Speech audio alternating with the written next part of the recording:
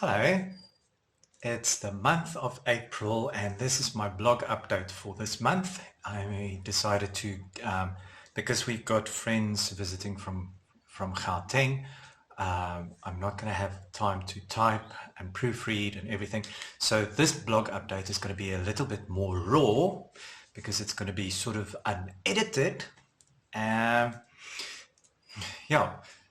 I wanted to talk to you about something that I talk to a lot of my clients about, or that I find with my clients in counseling. The It's actually the difference between victimization and victimhood. I have a friend who was confronted in the bookshop where I used to work by a customer who, well, not actually he confronted her. He just went to the front counter and was an absolute doos at the counter. He was a doos in the shop, full stop, where he would sit at the table while we were not allowed to sit at tables during lockdown. And they asked him, please, sir, you're not allowed to sit down at the table. During lockdown conditions. Then he went out of his way to spill his peanuts and just be a mess and be an absolute douche nozzle. And my colleague, he went after he'd rummaged through the newspapers and shit that he was going through. He went to the front counter and asked one of the other colleagues of mine, who is the fat girl who's so bossy around here? And my friend she has some issues. She is trying to lose a bit of weight because she feels she's put on unhealthy weight. So she is self-conscious about it. And she and I had a talk about it, and I said to her, and the words just came out, and I said to her, this is the kind of thing that doesn't happen to me. I don't get confronted by people like that. And I would like to think, because I'm much of a douche myself, that people are afraid to make that kind of comments to me. But at the same time, I don't think I sit with those kind of issues in the back of my mind, because what are the things that you talk to yourself about? What are the things you hear yourself in your mind having conversations about? And the way that I said it, she immediately burst into tears because she said yes. The way I said it was, what are the conversations you have with the mirror? What are the things you say to yourself in the mirror? What's going on in the back of your mind? The imaginary conversations with yourself, the imaginary conversations you have with other people. Those kind of words will come up because you are, or those kind of situations will come up because you are already having it with yourself. It's a belief with you, it's an issue for you, so you are going to manifest situations around you to highlight that. Another one that another colleague, I had these conversations with my colleagues, but that was my life at that stage for the past couple of years. Homophobia. I don't experience homophobia, and I said this to him. I don't experience homophobia. And again, I would like to think that I'm enough of a douche and a doos to actually be able to stand up for myself and people won't fuck with me. But at the same time, I have the belief that I am strong enough to be able to say to someone who wants to attack me, listen, first of all, I have the law on my side. We live in a country, in South Africa, where the law is on my side. So if you discriminate against my sexuality and my gender identification and whatever else, I can take you to court and I can fuck you up legally. I have friends who are lawyers that will back me. They would jump for the opportunity. So in the back of my mind, I'm free. I don't have issues with homophobia because I don't walk around the whole day talking to myself or listening to conversations of or reading news articles about and following Instagram accounts relating to and being a kampvechter. Can't remember the English word now. Somebody who fights for rights. I don't get involved with that shit because in my heart and in my mind, I am free. Nobody can take your freedom away. Only you. And it's only a perceived relenting of your freedom. I can live in Iran or Iraq or Saudi Arabia where gay people are publicly executed and still not have an issue with homophobia because it comes from within. Nobody can take my inner freedom away. If I feel free within myself, nobody can take that freedom away from me. And it comes down to victimization opposed to victimhood. Victimization is a company or a country or a legislation that wants to victimize people, whereas victimhood is me. I live in victimhood. And it's something that I would like to highlight to you. What is the conversations that go on in your head? I keep on repeating this. What are you talking to yourself about?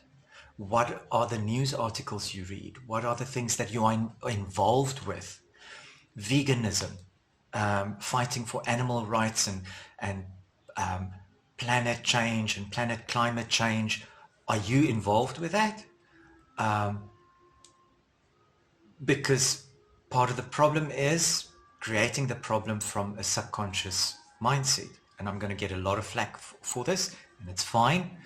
I'm a vegetarian, but I don't rub it in people's faces. I do it because I love animals. I don't want to eat something that I know was alive. But I don't go around and lobby for it. I don't go around and pump my fist and join Greenpeace. I feel it starts with me. I have to take the steps to make sure that that animal has the freedom to to have the freedom to live a life. And I had a friend confront me about this, and she said to me, but you are taking away their opportunity for growth because they came into this environment, into this reality, so that they could offer their lives to you. Well, fuck that. I free them of that vow or whatever it is they took upon themselves. I allow them, I free them of that responsibility. I'm responsible for my body. I'm responsible for taking in what I consume or what I consume. They don't have to give their lives up for me. If somebody else wants to kill them and eat them, you know, it's your bullshit. It's your story, your conscience. If you can live with that, fine.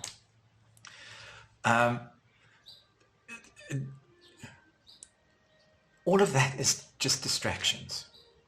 We came here to have this experience. We came here to have our own experience. And I will at some stage also talk about your life purpose, because your life purpose is not something that you do or have. It's something that you have to experience.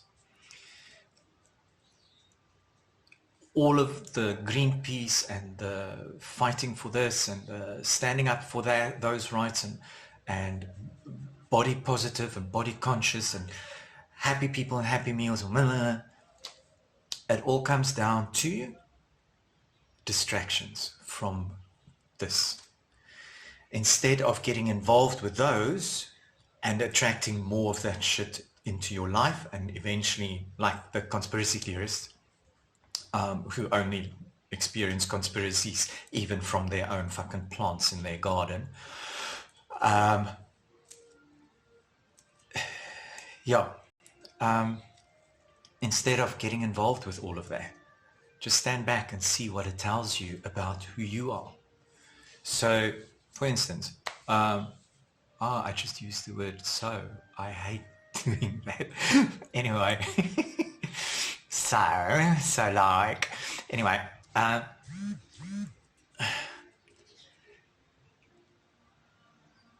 we stand back and just look at what it says about you, about your reality, about your experience.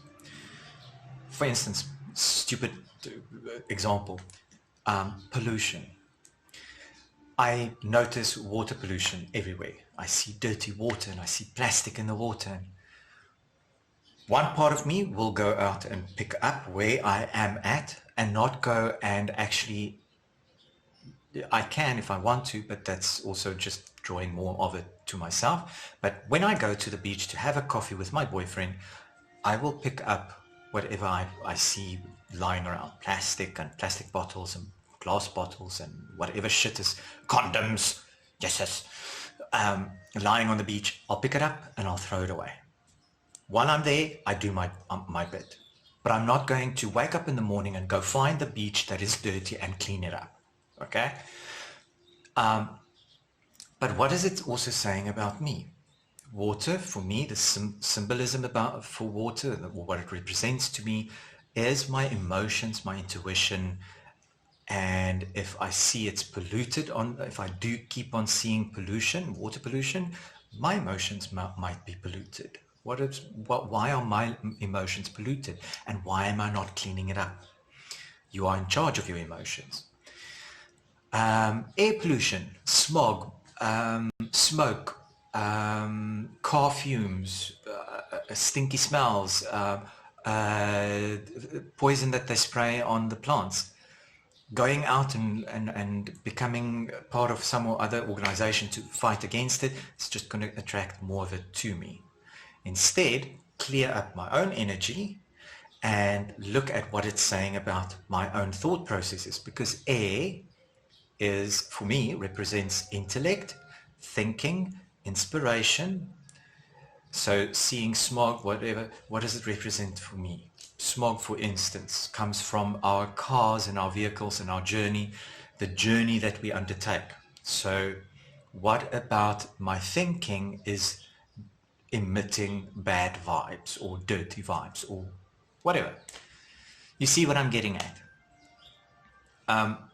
Look at what your issues and the shit that comes up for you is saying to you about your experience, and tackle that in your own life. South Africa's economy. I can't do anything about South Africa's economy. And I always tell people, the country's economy is not your economy. When I walk in at the front door of my house, that's where my economy starts. Me and my partner live together and we have to deal with our economy. So what can I do about my economy? I'm going out there and I'm actually creating courses and I'm creating stuff that is of value to me, that I feel like this video, because I know I can also get some compensation for that in some way or the other. So that's where I deal with my economy. My Earth Star chakra connects me to this whole experience, and clearing my thoughts and my experience actually helps with clearing the Earth Star for everybody else, or clearing the social economic situation for everybody else through my Earth Star chakra. So instead of going out and trying to fix South Africa's economy, fix my own economy. I've said a lot. So I want to wrap up. Look at what's going on in your own mind, see how it affects you, and shift your own belief. If you keep on experiencing the same shit over and over in your life, again and again and again, it means the problem is not with the outside world. The problem is in the back of your mind. What are your beliefs and how can you deal with them and clear it up so that you can help humanity? And if you want a little bit of help with that, come to me. We can chat. I've got some surprises coming your way in May 2021. 2021. I've got some surprises coming your way in May. Keep an eye out for that. Or just drop me a WhatsApp or an email and just ask a question. I'll be happy to give my opinion. That thingy, that arsehole that gets shoved in your face, that opinion that people push in your face. If you ask mine, I'll give it to you. But I'm not going to give it to you unless you ask. Unless it's a blog post. Anyway, so keep well and hope to see you or hear from you. Let me know in the comments what you think and have a fantastic rest of April.